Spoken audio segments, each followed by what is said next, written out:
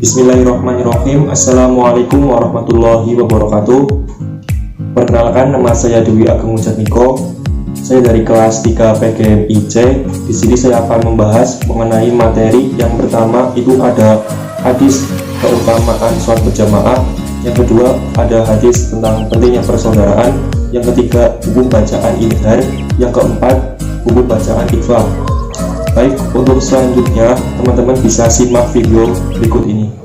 Baik, di sini saya yang pertama akan menjelaskan mengenai hadis keutamaan sholat berjamaah yang berbunyi Qala Imamul Bukhari rahimahullah haddatsana Abdullah ibnu Yusuf qala akhbarana Malik an Nafi an Abdillah ibnu Umar anna Rasulullah sallallahu alaihi wasallam qala salatul jama'ati tafdulu salatul fadhi bisab'i wa isrina darajah, yang artinya Imam Al-Bukhari radhiyallahu an berkata, telah menceritakan kepada kami Abdullah ibnu Yusuf yang berkata, telah mengabarkan kepada kami Malik dari Nafi dari Abdullah ibnu Umar radhiyallahu an bahwa Rasulullah Shallallahu alaihi wasallam bersabda, sholat berjamaah lebih utama dibandingkan sholat sendirian dengan 27 derajat. Jadi isi kandungan hadis tersebut yaitu yang pertama, sholat jamaah lebih baik dibandingkan sholat sendirian. Yang kedua, perbandingan keduanya antara sholat berjamaah dengan sholat sendirian adalah 27 banding 1. Yang ketiga, karena lebih baik maka disarankan untuk umat Islam selalu sholat fardu berjamaah. Yang selanjutnya itu yang kedua, hadis tentang pentingnya persaudaraan yang berbunyi An Ibnu Umar radhiyallahu anhu qala qala Rasulullah sallallahu alaihi wasallam al muslimu akhul muslim la yadlimuhu wa la yakhdilahu wa la yuslimuh, yang artinya diriwayatkan dari Ibnu Umar, beliau berkata, Rasulullah Shallallahu alaihi wasallam bersabda, seorang muslim itu adalah saudara muslim yang lain. Oleh sebab itu, jangan menzolimi dan meremehkannya dan jangan pula menyakitinya. Hadis riwayat Ahmad, Bukhari dan Muslim. Jadi isi kandungan hadis tersebut adalah yang pertama, seorang muslim itu adalah saudara muslim yang lain. Yang kedua, maka dari itu kita sebagai seorang muslim yang baik, janganlah kita sampai menzolimi, meremehkan, dan menyakiti saudara sesama muslim yang lainnya. Kemudian saya akan membahas mengenai hukum bacaan. Yang pertama itu ada idhar. Idhar artinya jelas atau terang. Di sini saya akan membahas idhar pada pasal 1, yaitu pada nun sukun dan tanwin, yaitu idhar kholqi dan idhar wajib atau mutlak. Baik, untuk yang pertama itu ada idhar kholqi, yaitu apabila ada nun sukun atau tanwin bertemu dengan salah satu huruf idhar, yaitu ha, kho, ain, ghoin, he, hamzah.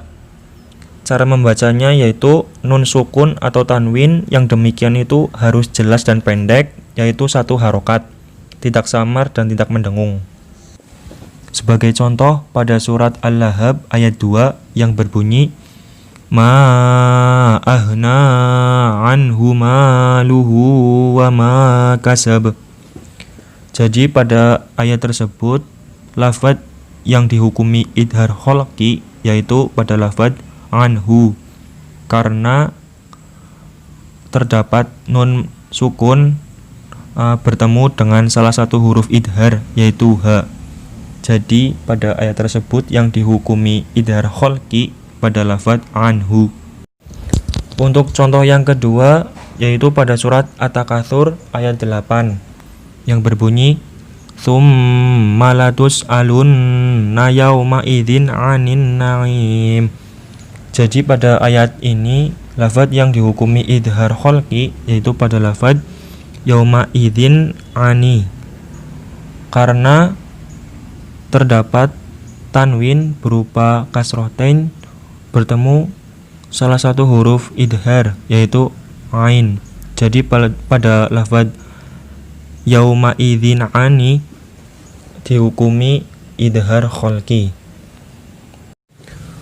Untuk selanjutnya itu ada idhar wajib atau mutlak, yaitu apabila ada nun sukun bertemu dengan huruf wawu atau ya dalam satu kalimah atau kata. Sebagai contoh pada Quran surat Ar-Ra'd ayat 4 yang berbunyi wa fil ardi qita'um mutajawiratu wa jannatum min a'nabin wa zar'u wa nakhilun sinwan wa ghayru sinwan yusqa bima'in wahidin wa nufaddilu ba'daha 'ala ba'din fil ukul inna fi dzalika laayatil liqaumin yaqilun. Jadi pada ayat tersebut lafaz yang dihukumi idhar wajib yaitu pada lafaz sinwanun dan sinwanin, karena terdapat nun sukun yang bertemu dengan wawu dalam satu kalimah atau kata, sehingga lafaz sinwanun dan sinwanin itu merupakan hukum bacaan idhar wajib pada ayat tersebut. Untuk contoh yang kedua yaitu pada Quran surat As-Saffat ayat 6 yang berbunyi inna zayyanas sama'ad dunya bizinatil kawakib. Jadi pada ayat ini lafaz yang dihukumi idhar wajib yaitu pada lafaz ad-dunya, karena terdapat nun sukun yang bertemu dengan ya dalam satu kalimah atau satu kata, sehingga pada lafaz ad-dunya dihukumi idhar wajib. Kemudian yang terakhir itu ada hukum bacaan ikhfa. Ikhfa artinya menyamarkan. Hukum bacaan disebut dengan ikhfa apabila ada nun mati atau tanwin bertemu dengan salah satu huruf ikhfa, yaitu ta, sa, jim, dal, zal, za, sin, shin, sod, dod, to, do, fa, of, dan kaf.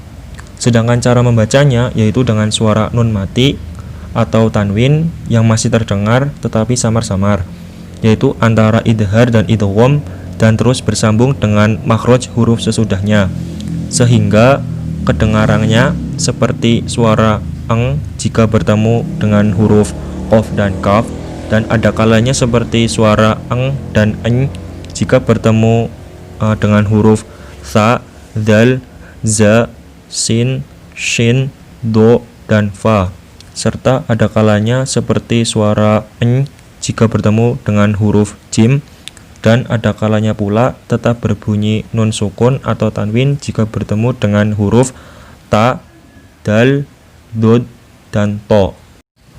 Sebagai contoh pada Quran surat Al-Alaq ayat 11 yang berbunyi ara'aita in kana 'alal huda.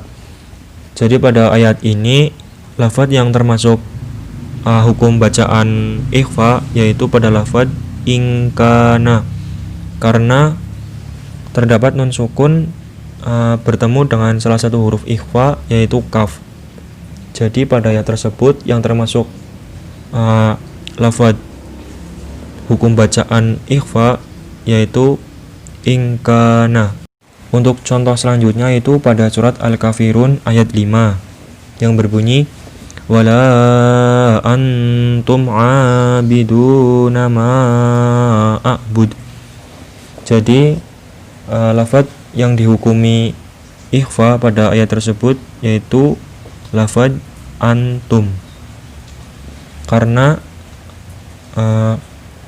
terdapat nun sukun yang bertemu dengan salah satu huruf ikhfa yaitu ta, sehingga pada ayat tersebut yang dihukumi sebagai ikhfa yaitu pada lafaz antum. Baik, sekian dari saya, kurang lebihnya mohon maaf. Wabillahi taufiq wal hidayah. Wassalamualaikum warahmatullahi wabarakatuh.